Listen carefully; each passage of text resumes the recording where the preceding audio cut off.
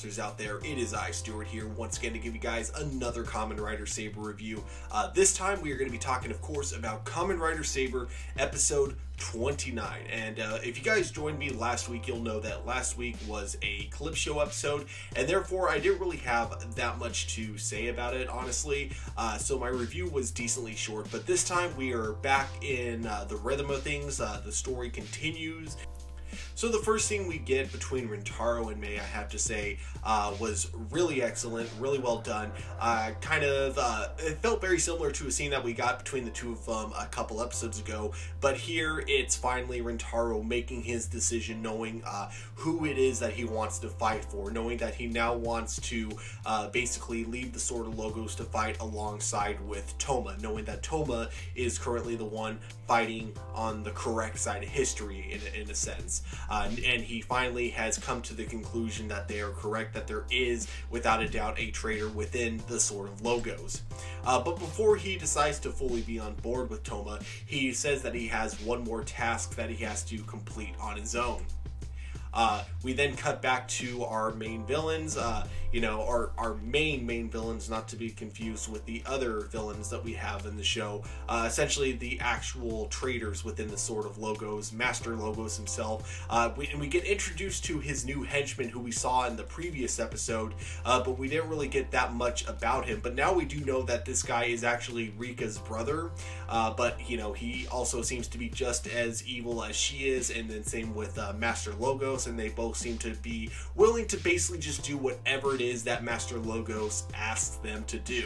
And this guy, much like Rika, seems completely dangerous, and we get a little more of that later on in the episode.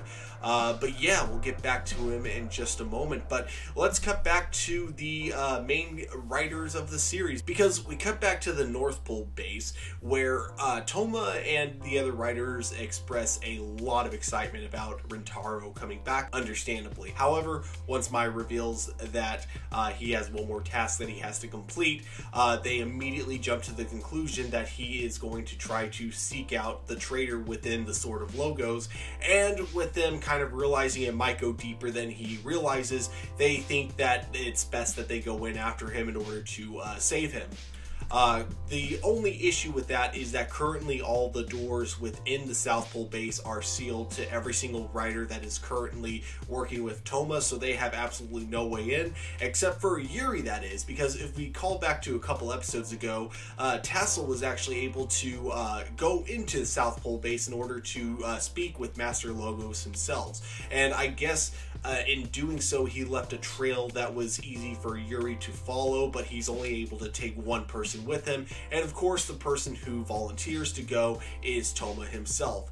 Now, I guess I wouldn't really say this is a complaint towards the episode, but I do have to say that this probably wasn't the smartest idea. If I'm being honest, I do think that Ogami should have been the one to go in, only because not only does he still have his Kamen Rider powers, unlike Tetsudo, who recently lost his a couple episodes ago, but he also does have a good idea of the inside of the South Pole base, whereas Touma has only really been there once, and even then he was kind of teleported to another room, so he never got the full feel of the layout, whereas Ogami, I feel like he would have known the layout a lot better. But that said, it's a small nitpick, and it's not even really a complaint against the episode, it's just how I would have done the plan if I was part of the writers myself.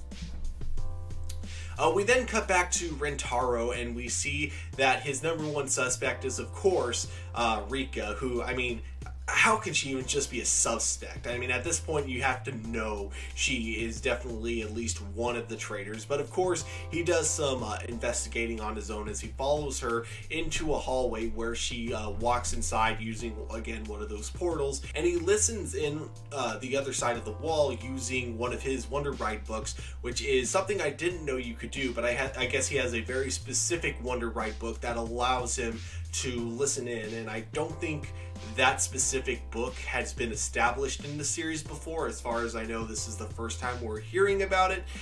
So I am kind of curious what other cute gadgets they got within their Wonder Ride book collection. You know, if other of them can be used for spy espionage type of things like that. But it's through doing this that he does discover that Rika was the one who captured Sophia all that time ago. And unfortunately, he's unable to rescue her because he doesn't exactly have one of those portal books. At least he doesn't have access to the room that she's in, but he does promise to come back for her. Although my question is that these walls don't necessarily look that strong. They look like just generic wooden walls, so I do feel that if he were to henshin into Kamen Rider, he could have easily broken that wall down and rescued Sophia. But you know what? That's just a silly nitpick, and again, I'm sure there's an in-continuity reason of why that wouldn't have worked. Like, maybe these walls look weak just for decoration, but in actuality, they're actually super enforced, so that probably wouldn't have been enough to break them down. I don't know. It was just kind of a little funny to me, looking at these walls and seeing how weak they look, and how, like, I feel like I could break those open if I just had a simple sledgehammer. But you know, that's just me, and again, there's probably an in-continuity reason of why that wouldn't have worked. We then get the dumbest thing that Rintaro does, but not because it's dumb on his part. It's only dumb because we as the audience know that this is a bad idea. But obviously for Rintaro's character, there's no reason for him at this point in the story for him to not trust Master Logos. But of course, it's one of those amazing moments where we as the audience know Master Logos is the villain. So when Rintaro goes to Master Logos and tries to reveal that Rika is the traitor amongst the Sword of Logos, you can't help it as an audience person watching this episode go, no, don't do it, Rintaro. But of course, you know, it's too late. He does it. He tells Master Logos that he's figured out who the traitor is, and that's when Master Logos reveals to Rintaro that he is the traitor. And you know, there's more than one traitor when you count him, Rika, and then Ryoga. I believe that's the name of our new villain that we got introduced to in this episode.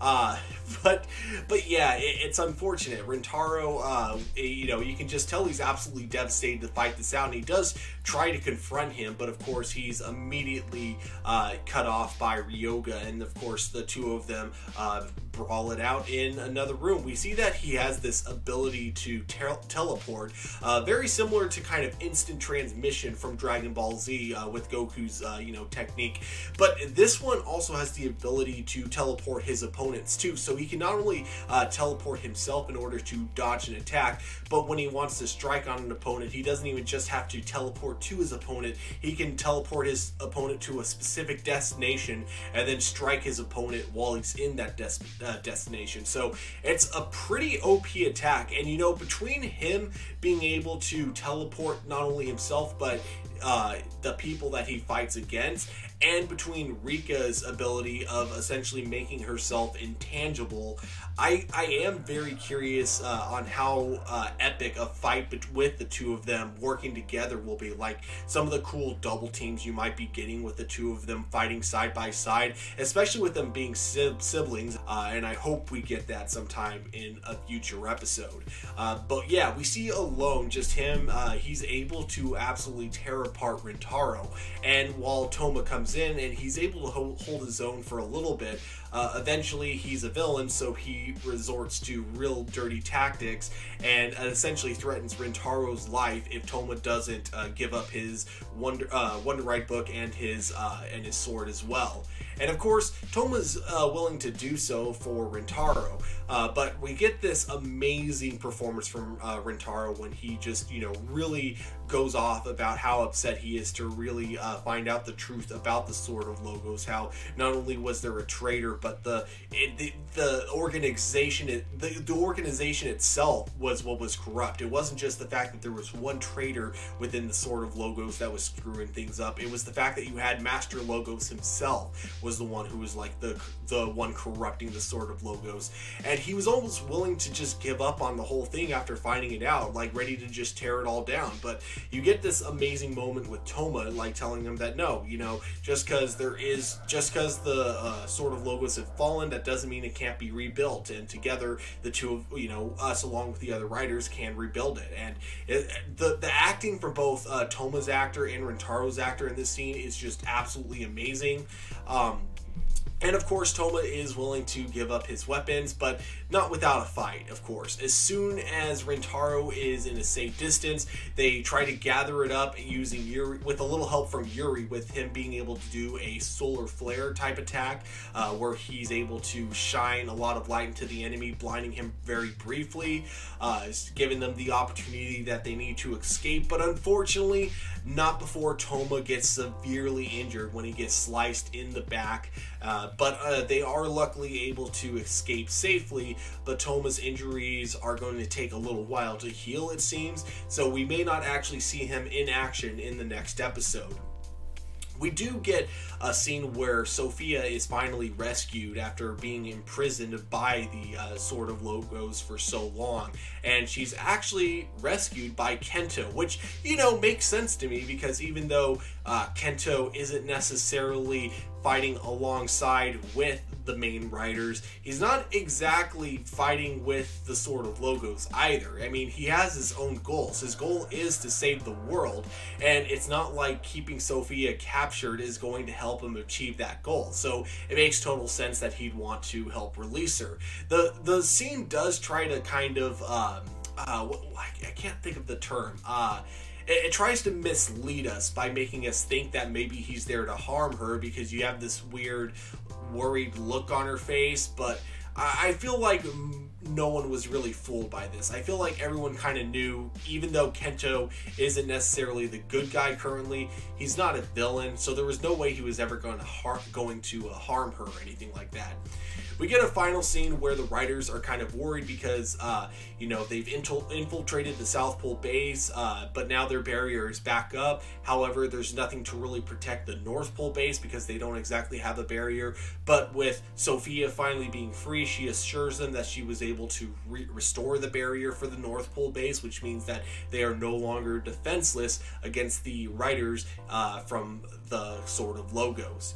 And that is when we wrap up our episode. So unfortunately, Touma is still injured at the end of the episode, but we luckily finally have Rintaro fighting alongside with the other writers. And more than likely, we're going to be getting Ren joining them sometime soon. I'm not sure why we didn't get Ren in this episode. I'm assuming he's probably on his own for a little bit, as he's really upset that one of his weapons has been completely shut down. But I do assume that he can still transform. That was a question I had from the previous review I did, is whether or not he's still able to transform, and I'm pretty sure he can. But I'd like that answer to be... But I'd like to get the for sure answer sometime soon. So I hope we get answers to that sometime soon in the future. But guys, overall, this was a really cool episode. The fight scenes were not the best, but they weren't bad. They definitely were fast paced, but they also didn't really last too long. There wasn't really too much in terms of choreography. But what we did get was entertaining enough to move the episode forward. But then again, the episode wasn't really about the fight scenes itself. It was about the character moments that we got with Rintaro, and that's where this episode completely excelled. You know, it's really awesome seeing the character growth that Rintaro has gone through recently. You know I wasn't a fan of the fact that he wasn't fighting alongside with Touma after Rika first tried to tear them apart, but honestly, you know, it's just one of those things where in retrospect, I totally see where they were going with this. So it's something that I've completely changed my mind about, and I've actually, you know, with the power of perspective, I actually love what they've done with his character so far. Guys, you know what? At the end of the day, these are just my A+ opinions. We here at A+ Opinions always want to know what you guys think. So definitely let me know in the comments below if you guys enjoyed this episode as much as I did. Also, just let me know if you guys enjoyed Rintaro's arc throughout these last few episodes as much as I have. Because personally for me, I think his growth that we've gotten has been pretty fantastic overall. But yeah, definitely hit that like button, subscribe to our channel. But guys, above all, of course, don't forget to keep it A+.